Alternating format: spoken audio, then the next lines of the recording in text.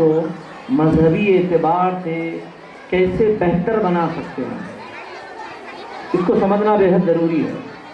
और जो नई नस्ल के मुस्तकबिल की बागडोर उनके हाथों में आने वाली है, मजहब के हवाले से इनके लिए दर्द, तड़प, बेचैनी, बेकरारी एहसास का पाया जाना बेहद ज़रूरी है। अभी आप मुझसे पहले जो ड्रामा देख रहे थे, ये अगरचे के प्ले था, लेकिन एक कोशिश की गई कि फ़लस्तीन के अंदर जो वहाँ जो हालात है उसका एक समझिए पहलू आपके सामने रखा गया है, ताकि आप वहाँ पर जो हमारे मुसलमान जिस मुसीबत का सामना कर रहे हैं, जिस दर्द को वो झेल रहे हैं, जिस आजमाइश से वो गुजर रहे हैं, उसका कुछ हिस्सा हम महसूस करें यहाँ बैठकर, वो दर्द हम महसूस करें यहाँ बैठकर।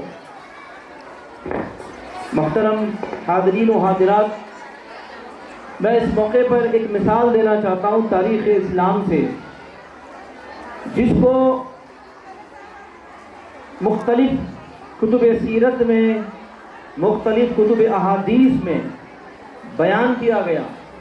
बिलखुसूस शोबे अबी तालिब का लफ्ज़ सीरत की किताबों में हमको मिलता है, जिसका मतलब ये है कि मक्की ज़िंदगी में जब मुसलमान रसूल इस्लाम अलैहिस्सलाम के पैगाम पर इस्लाम कबूल करते जा रहे थे, मुसलमानों की तादाद बढ़ रही थी, उस वक़्त मुसलमानों पर जुल्म और सितम भी बढ़ रहा था। और उस जुल्म और सितम की इंतहा का हाल ये है, तमाम दुश्मनान इस्लाम ने मुत्तफ़िक़ा तौर पर यह डिसाइड किया कि हम आज से पूरी सोसाइटी में मुसलमानों का समाजी और हर एतबार से उनका बाइकआउट करेंगे। उसको शोबे अबी तालिब कहते हैं। यहाँ पर बच्चे हैं, आप अपने बच्चों के साथ आए हैं, तो बच्चों के अंदर हम दीन के हवाले से संजीदगी उनके अंदर पैदा करना चाहते हैं, तो शोबे अबी तालिब को अब सामने रखें कि मुसलमानों का समाजी बाइकआउट जब किया गया तो सारे मुसलमान अबू तालिब वैली में, हजरत अबू तालिब के घर के पास जो घाटी है, उस घाटी में खुले मैदान पे सारे इकट्ठा रहने लगे। और उस वक़्त मुसलमानों की सूरत यह हाल ये है, कुछ दिन गुजरने के बाद मुसलमानों के पास खाने और पीने के लिए कोई अनाज नहीं है। वो बाजार जा रहे हैं अनाज खरीदने के लिए, फरोख्त करने वाला कोई नहीं, किसी के पास कुछ लेने के लिए जा रहे हैं, देने के लिए कोई तैयार नहीं है। ऐसी सूरत हाल में मुसलमान फाकों पर मजबूर हो गए। कई कई दिन गुजर रहे हैं। तसव्वुर करिएगा कि खाने का एक दाना हलक के नीचे नहीं उतर रहा है। अगर आप अपने बच्चों के अंदर दीन के हवाले से उनको मजबूत करना चाहते हैं, तो शोबे अबी तालिब के किस्से वाक़यात अपने बच्चों में बयान करें। तो सबसे पहले हमको समझना पड़ेगा कि जब उस शोबे अबी तालिब की ज़िंदगी में जब मुसलमानों के छोटे बच्चे रोया करते थे, कोई भूख से तड़प रहा है, कोई प्यास से तड़प रहा है, तो माएँ बच्चों को दिलासा दे रही हैं कि ऐ प्यारे बच्चों, तुम मत रो, अगर तुम रोओगे तो तुम्हारे रोने की आवाज़ अगर कुफ़ार मक्का और दुश्मनान इस्लाम के अगर कानों तक पहुंचेगी तो वो खुशी का इजहार करेंगे। तो वो बच्चे माओं के इन जवाब को सुनकर ही खामोश हो जाया करते थे। ये कोई मामूली बात नहीं है। तो हाज़रीन मोहतरम, तो दीन अगर हमको पैदा करना है तो वो सिर्फ ये एक कोशिश की गई है, यहाँ पर एक ड्रामा प्ले, ये सिर्फ ड्रामा ही है। रियल लाइफ के लिए हमको ज़रूरी है कि अमली तौर पर हम अपने घर के अंदर मेहनत करें, काम करें, नसीहत करें, तरबियत करें, ट्रेनिंग करें। तरबियत का जो सिस्टम जो इस्लाम ने हमको अता फरमाया है, रसूल इस्लाम अलैहिस्सलाम ने फरमाया, कोई वालिद हुस्न अदब से बेहतर अपनी औलाद को तोहफा नहीं दे सकता। तो अदब, तालीम, तरबियत ये पहले माओं की गोद से मिला करता। और आज हम स्कूल से तवक्को रख रहे हैं, कॉलेज से तवक्को रख रहे हैं, हम यूनिवर्सिटी पे डिपेंड हैं कि ये यूनिवर्सिटी हमारे बच्चों को बाअदब बना दे, कॉलेजेस वाले हमारे बच्चों को बाअदब बना दे। यकीनन इदारों का भी काम है कि वो बच्चे जो उनके पास आके पढ़ रहे हैं उनकी तालीम तरबियत का, लेकिन सबसे पहले ये जो कहा जाता है बच्चे की तरबियत वो माँ का गोद है। यहाँ से जो चीज़ें निकल कर आती है, फिर दुनिया के सामने जो किरदार आते हैं वो रियल लाइफ के नहीं होते, रियल लाइफ के कैरेक्टर सामने आते हैं। जैसे गौसे आज़म दस्तगीर रज़ी अल्लाह तआला, मोइनुद्दीन चिश्ती अजमेरी रहमतुल्लाह अलैह। आखिरी बात 1 मिनट में ख़त्म कर रहा हूँ। शेख अब्दुल कादिर जीलानी गौसे आज़म दस्तगीर रज़ी अल्लाह तआला अन्हु को पहले दिन स्कूल में एडमिशन करवाया गया। फर्स्ट डे है स्कूल का, तालीम का। उस्ताद के सामने बैठे हुए हैं, उस्ताद मोहतरम पढ़ा रहे हैं। पर पढ़िए अब्दुल कादिर अऊज़ु बिल्लाहि मिनश शैतानिर रजीम। तो हजरत गौसे आज़म अऊज़ु बिल्लाह पढ़ते हैं, बिस्मिल्लाह पढ़ते हैं, सूरतुल फातिहा पढ़ते हैं, सूरतुल बकरा पढ़ते हैं, सूरह आल इमरान पढ़ते हैं, सूरतुल निसा पढ़ते हैं। ऐसे ही वो पढ़ते पढ़ते पढ़ते ज़बानी मुकम्मल 16 पारे ज़बानी उसी वक्त पहले ही दिन उस्ताद को सुना दिया करते। उस्ताद ने पूछा, आज तो आपका पहला दिन है स्कूल का, मदरसे का, तालीम का, आप सीखने के लिए आए हैं, ये 16 पारे आपको कहाँ से मिले? जवाब, मैंने कहा था माँ की गोद बच्चे की पहली दरसगाह होती है। पहला स्कूल बच्चों का कौन सा है? वो माँ की गोद है। तो पीराने फिर शेख अब्दुल कादिर जीलानी ने अपने उस्ताद से कहा कि जब मैं अपनी अम्मी जान की गोद में था तो मेरी वालिदा अपनी अम्मी जान के बतन अक़दस में था, पेट में था, तो मेरी वालिदा का ये मामूल था कि वो रोज़ाना कुरान की तिलावत किया करती थी। तो मैं जब अपनी माँ के पेट में था तो अपनी वालिदा मालिदा से वो जो रोज़ाना का मामूल था, 16 पारे मुकम्मल तौर पर वो ज़बानी तिलावत किया करती थी। मैं अपनी माँ की पेट में रहकर उनकी तिलावत को सुनता था और उसी तिलावत को सुनकर मैंने ये 16 पारे याद कर लिए। सुभान अल्लाह। तो तरबियत माँ बाप की पहली जिम्मेदारी है। मैं अपनी माँओं बहनों से गुजारिश करता हूँ, आप अपने बच्चों को जो बनना देखना चाहते हैं, अच्छा देखना चाहते हैं, नेक देखना चाहते हैं, सच्चा देखना चाहते हैं, एक फॉर्मूला मैं आपकी खिदमत में रख रहा हूँ। वो फॉर्मूला ये है, आप अपने बच्चों को अच्छा देखना चाहते हैं, नेक देखना चाहते हैं, सच्चा देखना चाहते हैं, अदब वाला देखना चाहते हैं, उनको सिखाने की ज़रूरत नहीं है, उनको पढ़ाने की ज़रूरत नहीं है। अगर हम खुद बड़े अच्छे बन जाएं, नेक बन जाएं, सच्चे बन जाएं, अच्छाई का, नेकी का, सच्चाई का नमूना अगर उनके सामने बनकर पेश कर दें, इंशाअल्लाह हमारी नस्लें भी अच्छी और नेकी बन जाएंगे। और एक बात, न तकरीर से मुमकिन है न तहरीर से मुमकिन है। मैं इतना अच्छा बोल रहा हूँ, आप समझ रहे होंगे, लेकिन फिर भी कोई चेंजेस नहीं आने वाले। कब तक? जब तक कि हम खुद अपने आप को नहीं बदलेंगे। न तकरीर से मुमकिन है न तहरीर से मुमकिन है। जो काम इंसान का किरदार करे। आखिरी बात, खुदा ने उस कौम की आज तक हालत नहीं बदली, न हो जिसे ख्याल खुद अपनी हालत के बदलने का। तो हमको अपने आप को बदलने की ज़रूरत है। मैं अल्लाह ताला से दुआ करता हूँ, अल्लाह ताला इस इदारे को खूब तरक्की अता फरमाए। यहाँ पढ़ने वाले एक एक तालिबा को अल्लाह ताला दुनिया और आखिरत के उलूम से, इल्म नाफ़े से सरफराज फरमाए। और जितने हाज़रीन शुरका आज यहाँ पर आए, सबको दुनिया और आखिरत में सरखुरी अता फरमाए। शुक्रिया। खुदा हाफ़िज़। वाखिर दावाना अल्हम्दुलिल्लाहि रब्बिल आलमीन। May I request Principal Sir to felicitate our guest of honor here, Janab Sayyid Tawfiqullah Bukhari Sahab. Everybody please put your hands together for this moment. Thank you for your presence here. मेरा नाम मुस्कान बेगम है। अस्सलामु अलैकुम व रहमतुल्लाहि व बरकातुहू। मेरा नाम शेख इरफान है। अस्सलामु अलैकुम व रहमतुल्लाहि व बरकातुहू। मेरा नाम शेख महमूद है। अस्सलामु अलैकुम व रहमतुल्लाहि व बरकातुहू। मेरा नाम मोहम्मद अकबर है। अस्सलामु अलैकुम व रहमतुल्लाहि व बरकातुहू। मेरा नाम मोहम्मद है। अस्सलामु अलैकुम व रहमतुल्लाहि व बरकातुहू। मेरा नाम मोहम्मद अबू बकर सिद्दीक है।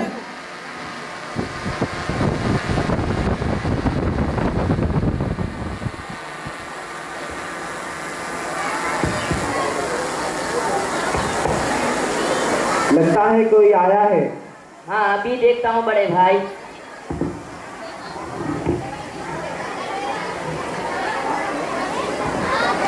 अस्सलामुअलैकुम अब्बू, अस्सलामुअलैकुम चाचा जान। वालेकुम अस्सलाम। वालेकुम अस्सलाम। आओ बैठो मुस्कान बेटा, आज आने में देर क्यों हुई? आज मदरसे में बहुत काम था इसलिए आने में देर हो गई। मुस्कान बेटा पता है आज मार्केट में आपकी खालाजान मिली थी। हाँ वो क्या कह रही थी? वो मुझसे तुम्हारे रिश्ते के बारे में पूछ रही थी। अब्बू हाँ प्लीज। इसमें क्या बुरा है अगर वो तुम्हारे रिश्ते के बारे में पूछे तो? मुझे अभी ये शादी नहीं करनी है, अभी तो मेरा करियर शुरू हुआ है। लो संभालो अभी अपनी लाडली भतीजी को, मैंने तो उन्हें कल ही बुला लिया है। अब्बू बेटा इस बार तो देखना होगा, वरना तुम तो जानते हैं अपने अब्बू को। ठीक है चाचा जान, बुला लीजिए। ठीक है मेरी बच्ची, अल्लाह तुम्हें हमेशा सलामत रखे।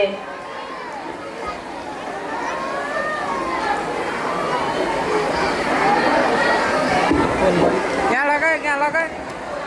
न्यारा जी वो न्यारा पोलियो है। लगता है वो लोग आ गए।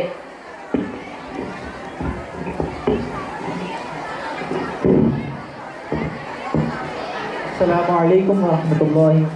वालेकुम अस्सलाम।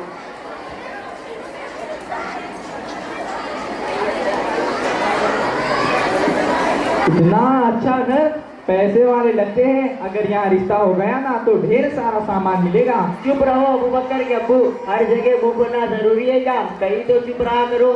अरे भाई आप तो चुप ही रहा करो, आपसे तो बात करना गुनाह है छोटे भाई। आइए आइए बैठिए। आइए अंदर आइए।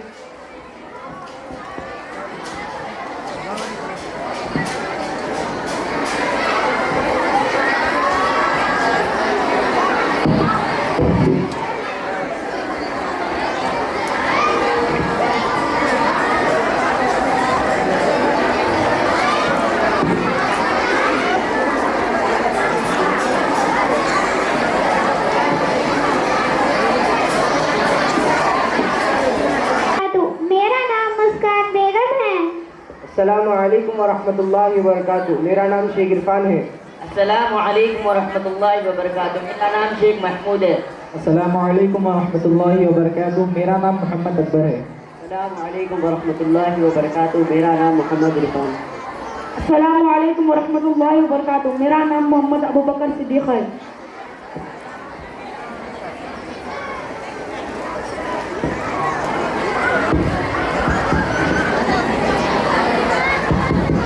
लगता है कोई आया है। हाँ अभी देखता हूँ बड़े भाई।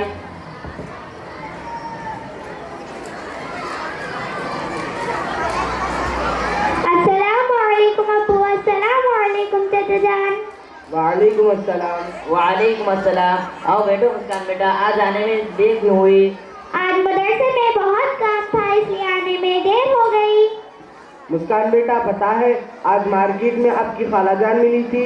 हाँ वो क्या कह रही थी? वो मुझसे तुम्हारे रिश्ते के बारे में पूछ रही थी। अब्बू हाँ प्लीज। इसमें क्या बुरा है अगर वो तुम्हारे रिश्ते के बारे में पूछे तो? अभी मुझे ये शादी नहीं करनी है, अभी तो मेरा करियर शुरू हुआ है। लो संभालो अभी अपनी लाडली भतीजी को, मैंने तो उन्हें कल ही बुला लिया है। अब्बू बेटा इस बार तो देखना होगा, वरना तुम तो जानते हैं अपने अब्बू को। ठीक है चाचा जान, बुला लीजिए। ठीक है मेरी बच्ची, अल्लाह तुम्हें हमेशा सलामत रखे।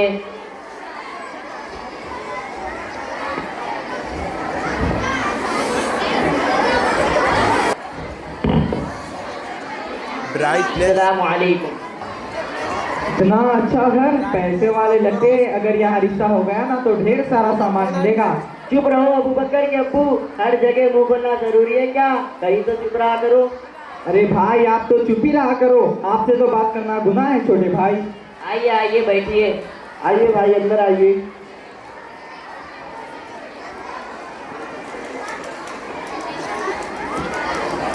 अस्सलामुअलैकुम वरहमतुल्लाहि वबरकातुहू। वालेकुम अस्सलाम वरहमतुल्लाहि। अरे मुस्कान बेटा कहाँ जा रही हो? आओ बैठो हमारे साथ। भाई लीजिए चाय लीजिए भाई। तो बेटा शर्माओ मत। बेटा तुम्हारा नाम क्या है? मेरा नाम मुस्कान बेगम है। आप क्या करती हो? मैं हाफिज़ कुरान हूँ और मैं मदरसे में बच्चों को पढ़ाती हूँ। बेटा तुम्हारा नाम क्या है और तुम क्या करते हो? मेरा नाम मोहम्मद अबूबकर सिद्दीक है। मैं इंजीनियर हूँ, ऑफिस में काम करता हूँ। हमें तो आपकी बेटी अल्हम्दुलिल्लाह, हमें भी आपका बेटा पसंद है। मगर बड़े भाई शरीयत के मुताबिक दोनों की रजामंदी हो जाए। ठीक है भाई, मैं इजाजत दीजिए। अल्लाह हाफिज।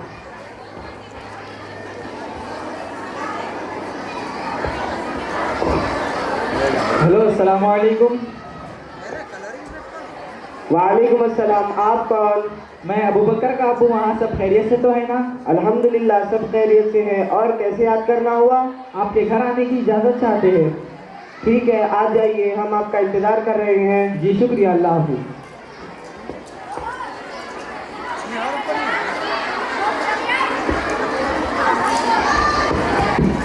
लगता है वो लोग आ गए।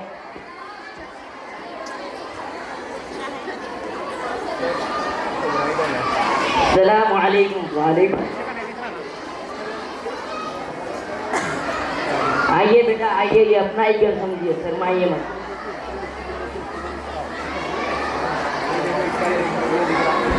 बोलो छोटे भाई, कुछ बोलो। अरे भाई वो मुस्कान। आप तो चुप ही रहा करो। मैं वो क्या कह रहा था कि हमें आपकी बेटी पसंद है। हमें भी आपका बेटा पसंद है, मुबारक हो। शरीयत के मुताबिक दोनों की रजामंदी तो हो गई, अब कुछ लेन देन की बात करें।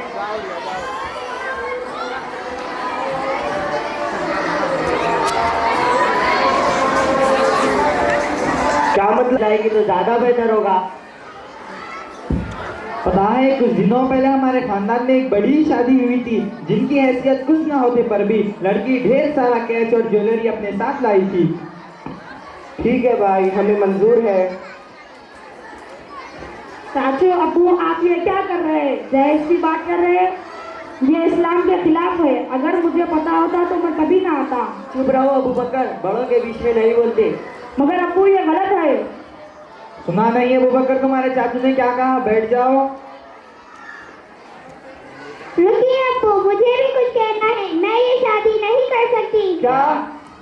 हमारे प्यारे आका हजरत मोहम्मद मुस्तफा सल्लल्लाहु अलैहि वसल्लम, जो सारे कौनैन के मालिक आप सल्लल्लाहु अलैहि वसल्लम की बेटी फातिमा रज़ियल्लाहु तआला अन्हा को 5 चीजें देकर रुखसत किया गया था।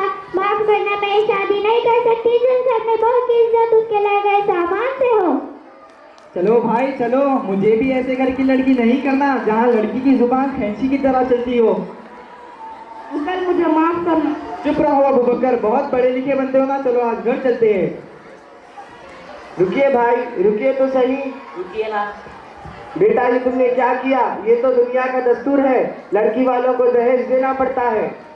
मगर अब्बू, ये शादी नहीं बल्कि एक सौदा है। पहले छोटा मुतालिबा, फिर वही मुतालिबा इतना बढ़ जाता है कि लड़कियों की जान से खेल जाता है।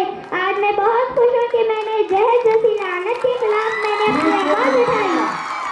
माफ करना बेटा, मैंने गलत सोचा। आज मुझे तुम पर नाज है।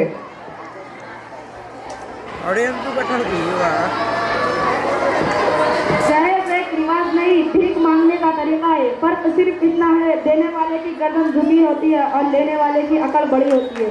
दुआ देकर दहेज देते हैं क्यों? दुआ देकर दहेज देते हैं क्यों? क्यों अपनी बेटी पर दुलार करते हैं? पैसों में तोल दिया बेटी का प्यार क्यों? पैसों में तोल दिया बेटी का प्यार क्यों? क्यों अपने माँ बाप बेटी पर ये वार करते हैं?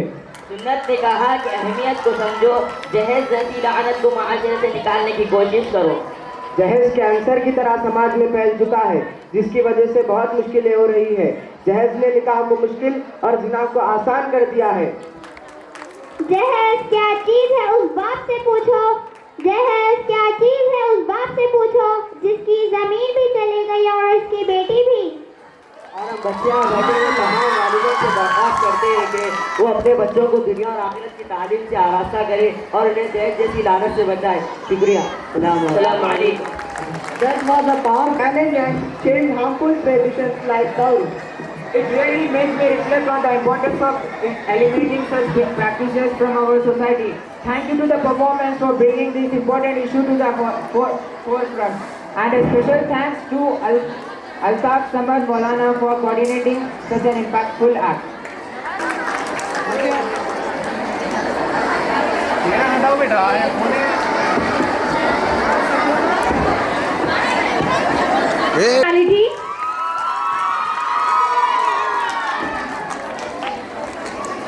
अरे शॉटिंग नहीं करना, रिलीजियस टॉप पे शॉट नहीं करना बोलो। and please don't shout at the religious talk. You can either say Subhan Allah. A tree will be grown in Japan. सबसे पहले मैं अल्लाह सुब्हानहू व तआला की बारगाह में शुक्र अदा करता हूँ कि अल्लाह ताला ने हमें परफॉर्मेंसेस को देखने का भी हमें मौका मिला है। साथ ही मैं शुक्रिया अदा करना चाहूँगा इस इदारे के बानी और नाज़िम आला, करेस्पॉन्डेंट एंड फाउंडर जनाब डॉक्टर मोहम्मद शौकत साहब का कि आपने मुझे यहाँ पर कुछ बात आप तमाम के सामने रखने के लिए मौका दिया है। इससे कबल कि मैं मुख्तसर वक्त में कुछ बातें आपके सामने रखूं, आप तमाम से मैं ये जानना चाहूँगा कि आज आप जिस सालाना जलसे में यहाँ जमा हुए हैं, ये सालाना जलसा कौन सा है, किस सन के हवाले से हम यहाँ पर जमा हुए? क्या आप में से कोई बता सकता है कि कौन सा सालाना जलसा है?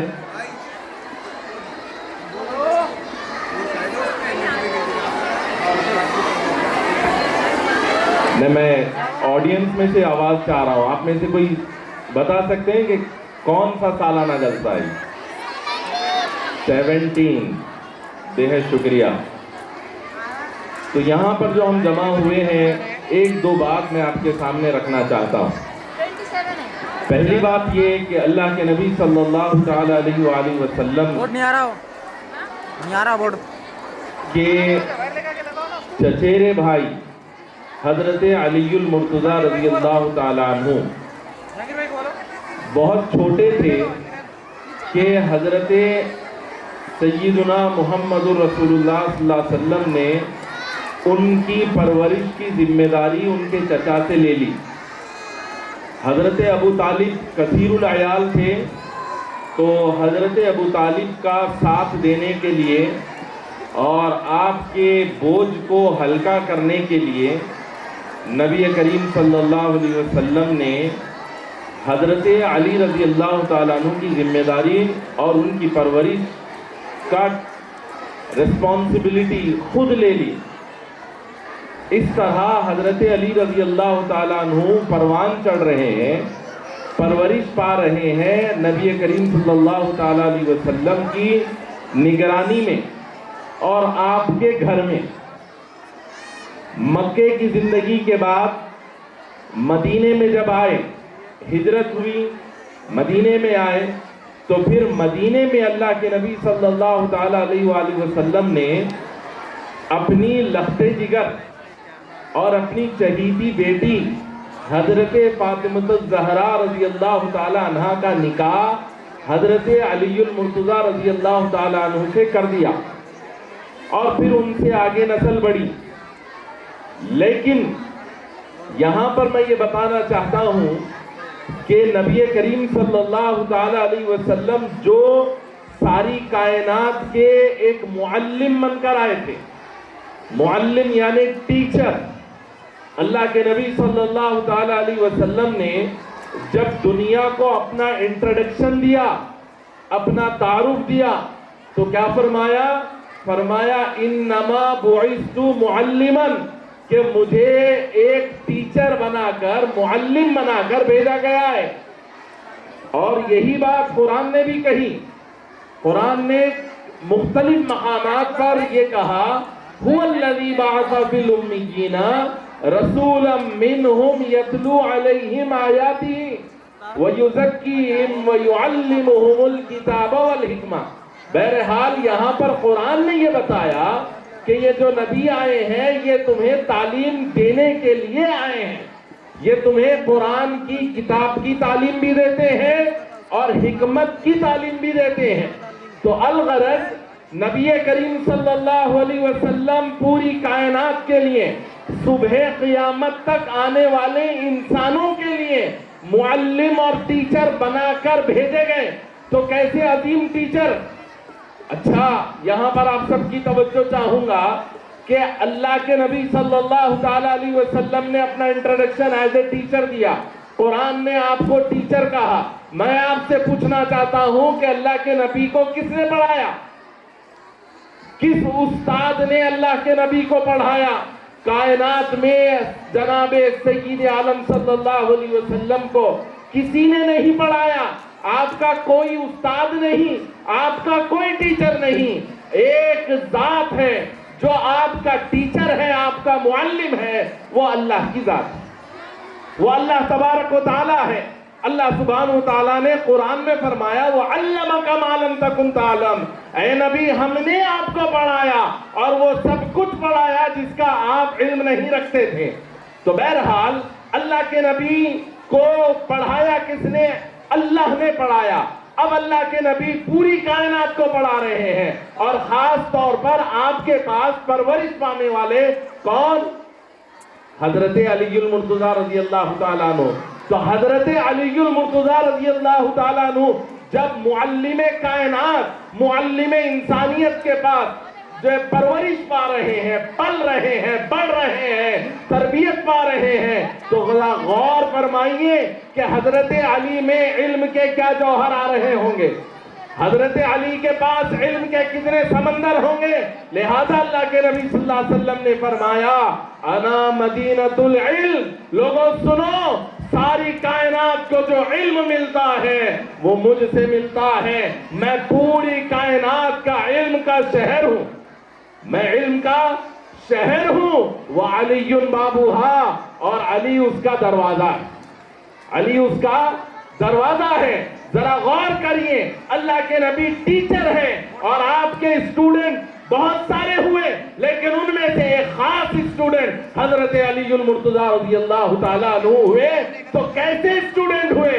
अल्लाह के नबी ने फरमाया कि मैं इल्म का शहर हूं, तो अली उसका दरवाजा है। जिसे भी इल्म हासिल करना है, अली के होते हुए मेरे तक आए तो उसे इल्म हासिल होगा। तो इससे ये बात पता चली कि अल्लाह के नबी ने हजरत अली को ऐसा पढ़ाया कि सारी कायनात के लिए अगर इल्म होना है तो अल्लाह के नबी सल्लल्लाहु अलैहि वसल्लम के खास सहाबी और आपके दामाद हजरत अलीउल मुर्तजा कर्रमल्लाहु वजहुल करीम के जरिए से हासिल होता है। आपके इल्म की क्या शान थी उस पर मैं बात नहीं करूंगा क्योंकि बहुत कम वक्त है। बस आखिरी एक बात कहना चाहता हूं, सुनने के लिए तैयार हैं? जी शुक्रिया। और एक सहाबी हजरत उमर रजी अल्लाह ताला अन्हु, क्या नाम?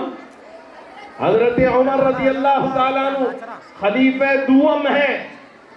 हजरत उमर रजी अल्लाह ताला अन्हु आका अलैहिस्सलातु वस्सलाम के इस दुनिया से पर्दा फरमाने के बाद जो खलीफा मुकर्रर हुए वो अबू बकर हुए रजी अल्लाह ताला अन्हु। फिर उसके बाद हजरत उमर हुए रजी अल्लाह ताला अन्हु। फिर उसके बाद हजरत उस्मान हुए। फिर उसके बाद हजरत अली कर्रमल्लाहु वजहुल करीम। अब आइए हजरत उमर की बात करता हूं मैं। हजरत उमर रजी अल्लाह ताला अन्हु जब खलीफा मुकर्रर हुए, आप इस्लामी रियासत और सल्तनत और इस्लामी दुनिया के हुक्मरान और जिम्मेदार जब मुकर्रर हुए तो उस वक्त इस्लामी सल्तनत के रकबे का आलम क्या था? 22 लाख मुरब्बा मील। कितना? 22 लाख माइल। इतनी जो है रकबे के ऊपर इस्लामी सल्तनत कायम थी, इस्लाम की रियासत कायम थी। उतना बड़ा अजीम सुल्तान, हुक्मरान, जिसे हम खलीफा कहते हैं, अमीरुल मोमिनीन कहते हैं। तो अमीरुल मोमिनीन हजरत उमर रजी अल्लाह ताला अन्हु एक मर्तबा मक्के में एक मकाम से गुजर रहे थे, मकाम से गुजर रहे हैं। एक जब मकाम पर पहुंचे तो वहां पर रुककर खूब रोने लगे, दारो खतार रो रहे हैं, दहाड़े मार मार कर रो रहे हैं। सब हैरान हुए, क्या बात है उमर, कोई मामला नहीं हुआ, कोई यहां पर हादसा नहीं हुआ, फिर आखिर आप क्यों रो रहे हैं?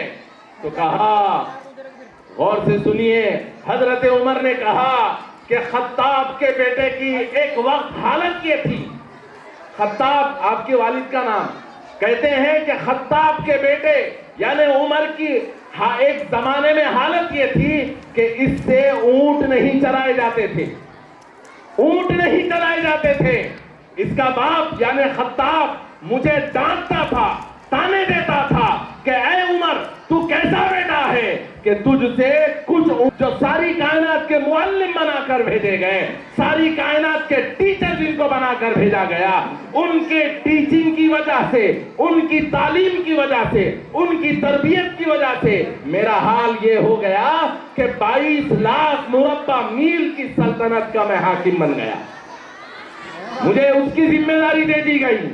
तो बहरहाल मैं ये बताना चाहता हूं कि अजीम माओ और यहाँ पर पढ़ाने वाले असातिज़ा, मुअल्लिम और मुअल्लिमात, आपकी शख्सियत ऐसी है कि आपके नफ्स की वजह से आज भी अब्दुल कलाम जैसे पैदा हो सकते हैं, आज भी मौलाना आजाद जैसे पैदा हो सकते हैं, आज भी अल्लामा इकबाल जैसे पैदा हो सकते हैं। हम सब अल्लामा इकबाल को तो जानते हैं, लेकिन इकबाल जिससे मुतासिर हुए उनको नहीं जानते, उनके बारे में हम नहीं पढ़ते।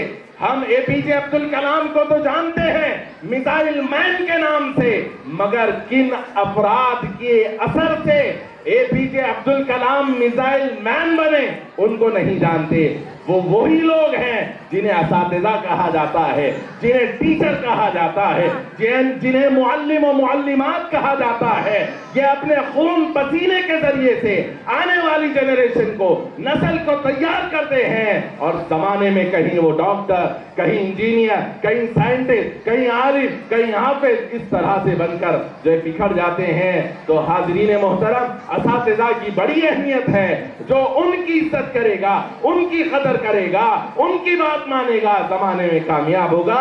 मुझे फिर एक मर्तबा मैं शुक्रिया अदा करना चाहूंगा जनाब डॉक्टर मोहम्मद शौकत साहब का कि मुझे यहाँ बुलाया गया, बोलने का मौका दिया गया, इस पर मैं शुक्रिया अदा करता हूँ। और आप तमाम ने समाज किया इत्मीनान के साथ, इस पर आपका भी मैं शुक्रिया अदा करता हूँ। जज़ाकल्लाह। It's time to show your energy. Please put your hands together. It was just what we need. Please give a big round of applause.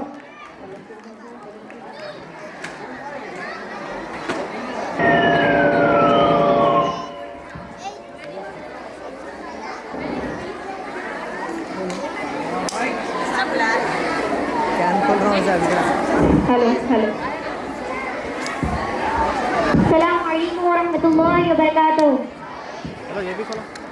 तुम आसमान पर गए तो चांद से कहना, तुम आसमान पर गए तो चांद से कहना, जहाँ हम हैं वहाँ पर रोशनी बहुत कम है।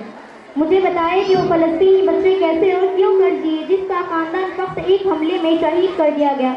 वो माँ कैसे दिए जिसका लफ्ज़े जिगर उसके सामने आधा कर दिया गया। यहाँ तो सभी बिखरे पड़े। यहाँ के बच्चे ये सवाल करते हैं, कहाँ है वो जिनका सबक जो हमें किताबों में पढ़ाया जाता था। इस्लाम अमन का दर्स देता है, इस्लाम अमन का दर्स देता है। क्या अब इस्लाम में कोई मोहम्मद बिन कासिम पैदा नहीं होंगे? क्या अब कोई सलाहुद्दीन अय्यूबी नहीं आएंगे? अल्लामा इकबाल का मशहूर शेर, कोई अंदाज़ा कर सकता है इसके ज़ोरे बाजू का, कोई अंदाज़ा कर सकता है इसके ज़ोरे बाजू का, निगाह मर्दे मोमिन से बदल जाती है तकदीर। आज हम फ़लस्तीन का हाल देखने की सकत नहीं रखते तो सोचो वहाँ के लोग कैसे झेल रहे होंगे।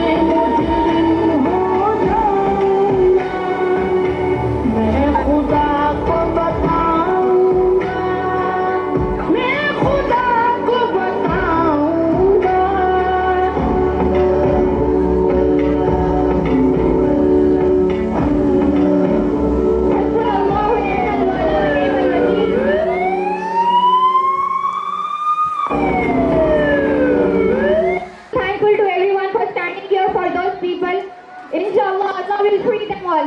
Please kind of applause. मौला मौला ए मौला ए मौला हमको नमाज़ी बनना है, रब को राज़ी करना है। ए मौला रास्ता दिखला, तेरी राह पर चलना है। हमको नमाज़ी बनना है, रब को राज़ी करना है। ए मौला रास्ता दिखला, तेरी राह पर चलना है।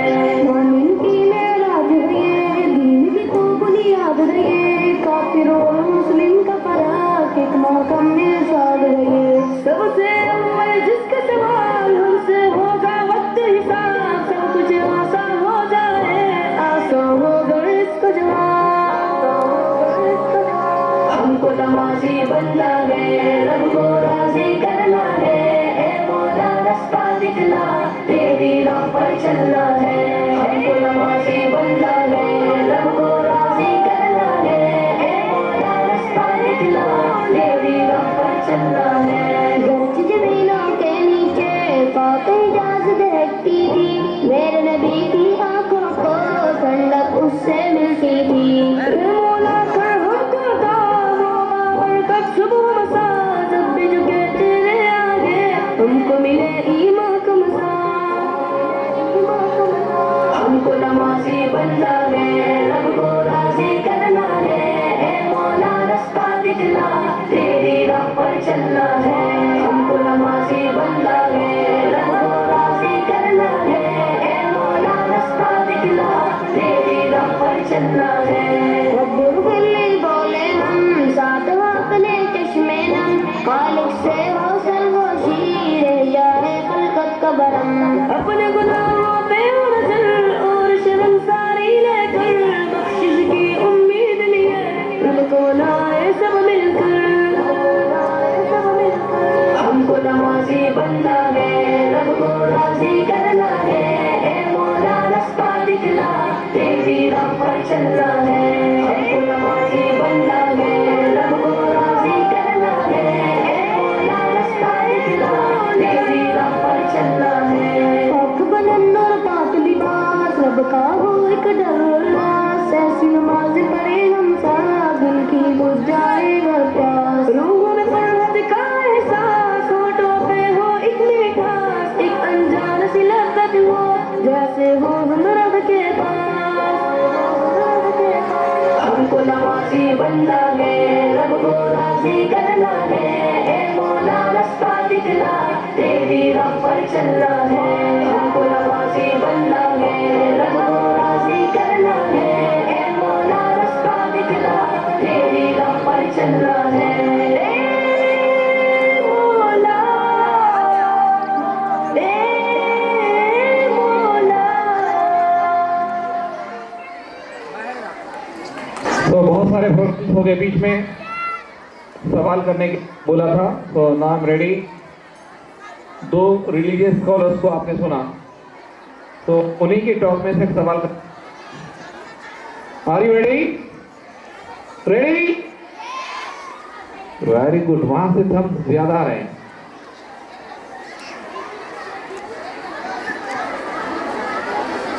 डन, फोटो चलिए बेटा।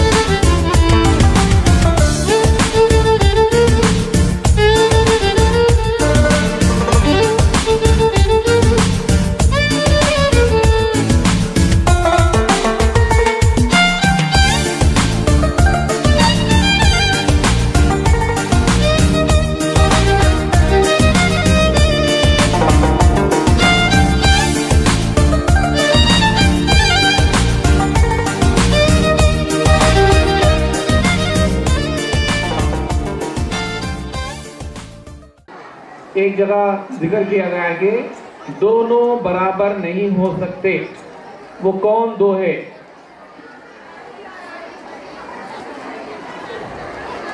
दोनों कुरान में दो लोग बराबर नहीं हो सकते। It is related to the education only.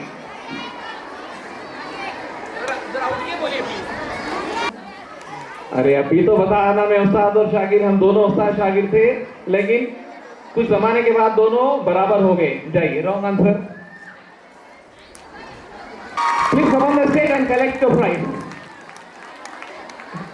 इल्म रखने वाला और इल्म ना रखने वाला, एक आलिम और जाहिल दो बराबर कभी नहीं हो सकते। कुरान में कहा गया है कि इल्म रखने वाला और इल्म ना रखने वाला। तो ना रखने वाले को तो हम बोलते हैं जाहिल और इल्म रखने वाले को बोलते हैं आलिम। तो मैं मैडम से ख्वाहिश करूंगा कि मैं बोला था कि खोलना नहीं है इसको, ये सरप्राइज लेटर, घर जाना है, घर जाके खोलना है। ठीक है, but you can not value that thing. Thank you very much.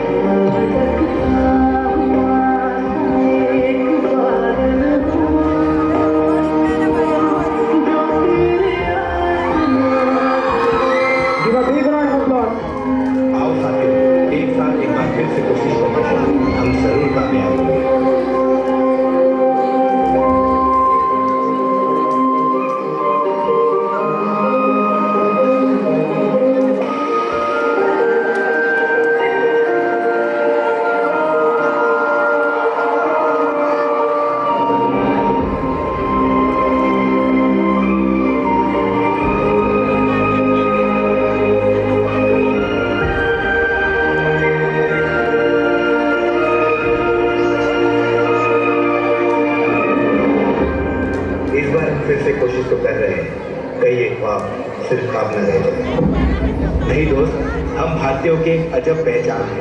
हम हर वो ख्वाब पूरा करते हैं जिस ख्वाब में हिंदुस्तान की शान है।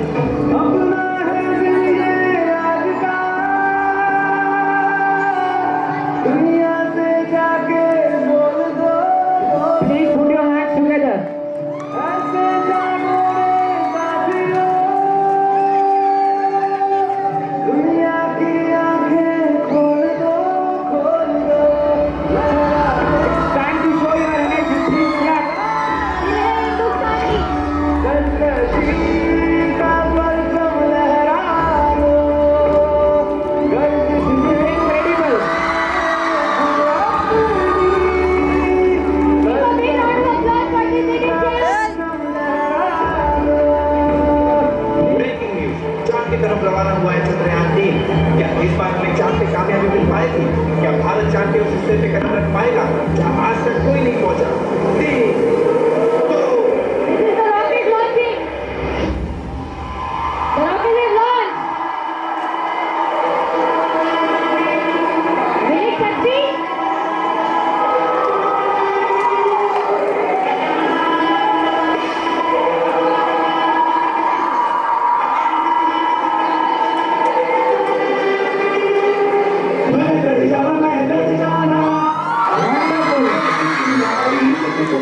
तक है जाना हर कतरा बोल रहा चिंगारी से जुनून तक रह जाना हर कतरा बोल रहा अल्लाह से बन के कमर जब जुड़िया तन के मौजनू आजा बारे है सखर सर कपड़े सारे अल्लाह से बन के कमर जब जुड़िया तन के मौजनू आजा बारे है सखर सर कपड़े सारे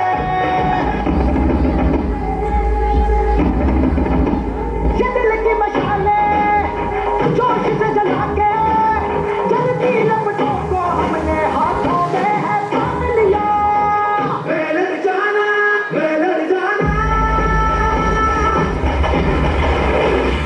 अल्लाह दिल में बन के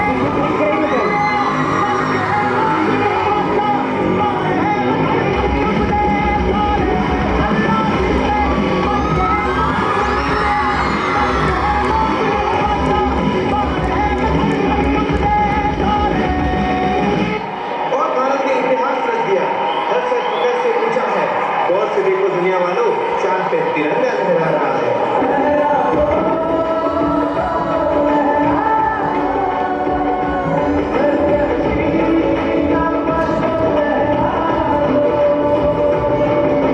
Rocket successfully landed.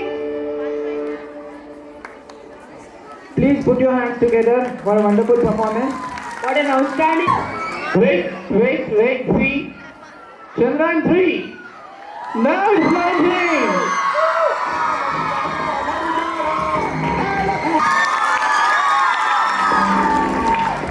I said don't open the prize.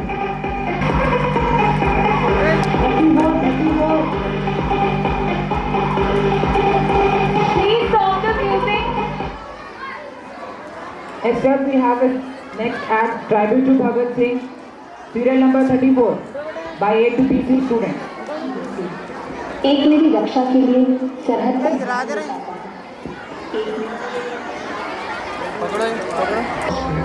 युवा और क्रांति की परिभाषा ही बदल दी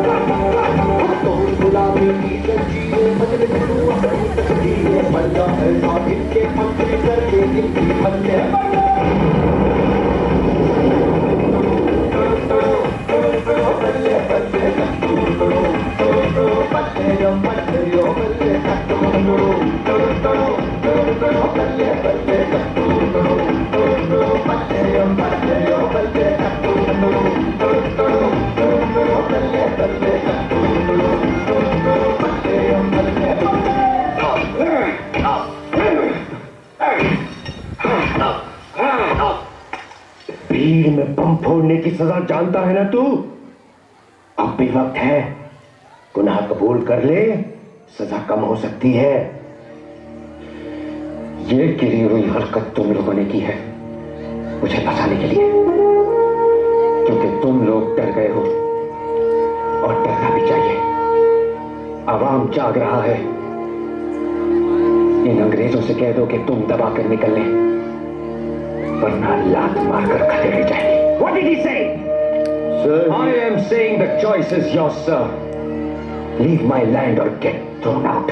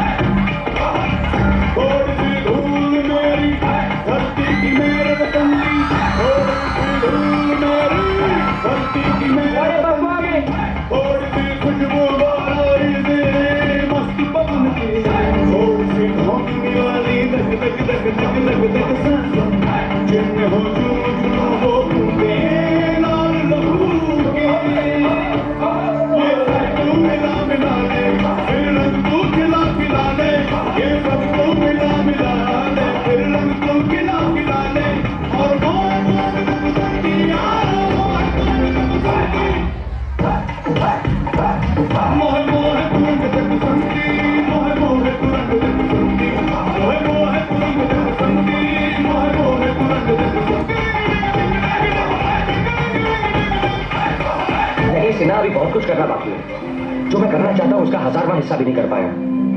पंडित जी को संदेश भिजवा दो कि जंग अभी जारी है और मैं मैदान छोड़कर नहीं आ सकता। इसका अंजाम जानते हो भगत?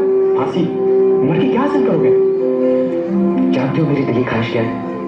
मैं चाहता हूँ कि मैं हंसते हुए फांसी पर चढ़ जाऊं ताकि मेरी मौत देश के नौजवानों के लिए एक मिसाल बन सके और वो सभी बिना डरे जंग आजादी में कूद पड़े। अगर ऐसा हुआ ना तो उस आजाद भारत का सपना जो हमने देखा है जरूर पूरा होगा, जहां कोई किसी का गुलाम नहीं होगा। हवा, पानी, फसलें सब पर सबका बराबर का हक होगा। जात पात को लेकर खून खराबा नहीं होगा। हिंदू भाई, मुसलमान भाई मंदिर मस्जिद के नाम पर एक दूसरे का गला नहीं काटेंगे। हर मजहब, हर धर्म, हर जात के लोग एक ही आसमान के नीचे सुरक्षा की सांस लेंगे और वही होगा सही मायने में आजाद भारत, सुनहरा भारत, हमारा भारत। जो देश को चाहते हैं वो और कुछ नहीं चाहते। सौगंध मुझे मिट्टी की, मैं देश नहीं मिटने दूंगा, ये देश नहीं मिटने दूंगा, ये देश नहीं झुकने दूंगा। सौगंध मुझे इस मिट्टी की, मैं देश नहीं मिटने दूंगा,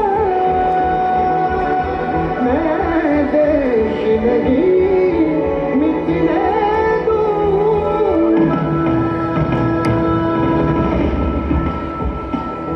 मेरी धरती मुझसे पूछ रही कब मेरा कर्ज चुकाओगे,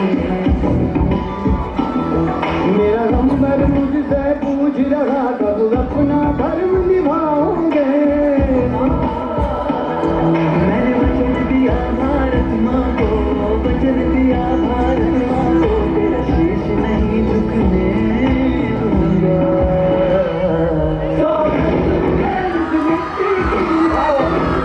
मिटने दूंगा, ये देश नहीं मिटने दूंगा, ये देश नहीं मिटने दूंगा।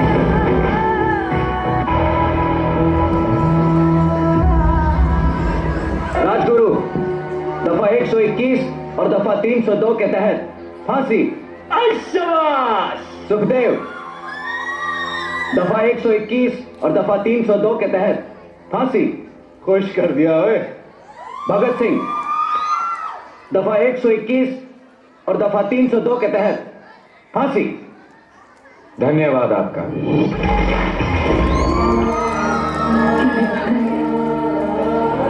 सबके बारे में सोचता है तू, अपने आदर्श, अपना वतन, अपनी लड़ाई, अपनी माँ के बारे में नहीं सोचता।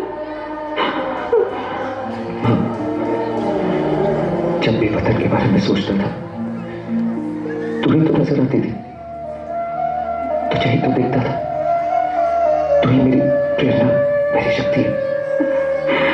इतनी छोटी उम्र में सबको छोड़कर चला जाएगा तू। ओ माई मेरी क्या फिक्र तुझे क्यों आंख से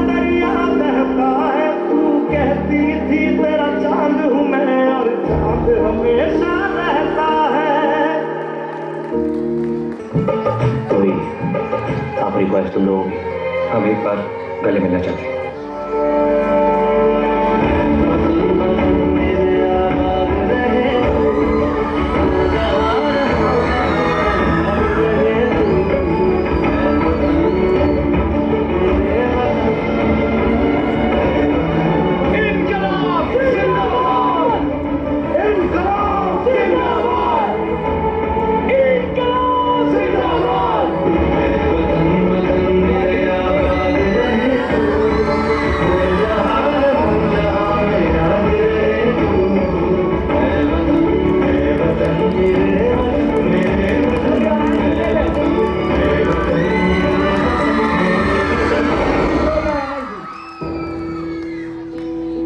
कसम तुमको वतन वालों,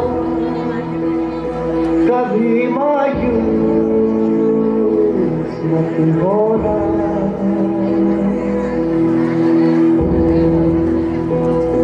मनाना जश्न आजादी, न मेरे पास रोना। निगाहें मौत से भी हम मिलाने से नहीं डरते। देश मेरे मेरी जान है तू।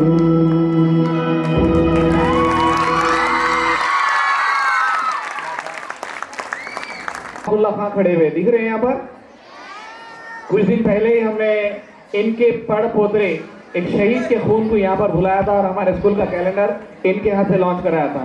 It's 16 the star of MS mission school, she is the topper at the 2016। Please give a big round of applause.